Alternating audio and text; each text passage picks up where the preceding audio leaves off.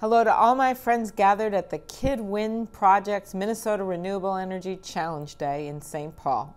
I think you know I would much rather be there with you in person, but there's just a few things going on around the state, like snow in April, so I'm honored to join you via video. Congratulations to all of the amazing students who are competing today. In the words of our state's unofficial poet laureate Garrison Keillor, Minnesota is a place where all the women are strong, right? All the men are good looking, and all the high-tech kids are above average. I know there's a lot of talent and energy in the room right now, and I can't tell you how inspiring it is for me to think about all of you remarkable young people coming together and sharing your passion for science and engineering. With a next generation of people like you, Minnesota's clean energy future is very bright. Since my first days in the Senate, I've been focused on the critical need to find new clean ways to make energy here in the U.S. We've made progress, but we have more to do when it comes to building a new energy agenda. I believe that we need an all-of-the-above plan focused on renewable energy sources, one that keeps our businesses competitive in the global economy, preserves our environment, and restarts the engine of innovation that has always kept our country moving forward. In January, I went on a homegrown energy tour across parts of our state. Whether it was an ethanol plant in Granite Falls, a biodiesel facility in Brewster, a solar panel farm in Slayton, or a wind farm in Hardwick, it was clear to me that Minnesota is a state that invents, that innovates, and is always breaking new ground in renewable energy.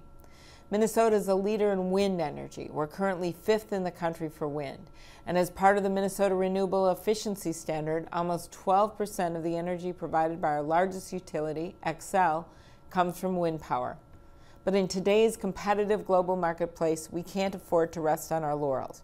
We need our next generation of innovators like you to step up and lead the way. By participating in today's challenge, you have put yourself on the right track to lead us forward. I want to encourage you to continue down this path. Work as hard as you can, be creative as you can, and never be afraid to take on big problems with big solutions. Who knows, maybe one of you will be the next scientist who develops a new homegrown energy source. I truly believe that the race to develop the next generation of renewable energy is the 21st century version of the space race. But this time around, it's an energy race, and the finish line won't be Neil Armstrong placing an American flag on the moon. The finish line will be running an electric car battery factory in St. Paul instead of Seoul, South Korea. It will be setting up more wind farms like we have in Pipestone, Minnesota, instead of Copenhagen, Denmark. It will be building a new network of biofuel plants in Sioux Falls, South Dakota, not Sao Paulo, Brazil. In other words, it will be building on the kind of forward-thinking, game-changing work that you do every day. You're the future of our state, and based on what you're doing here at Minnesota Renewable Energy Challenge, I'd say that the future is in good hands. I'd say the future looks pretty bright. Good luck today. A toast to all of you, Senate water, budget cuts. Have a good day.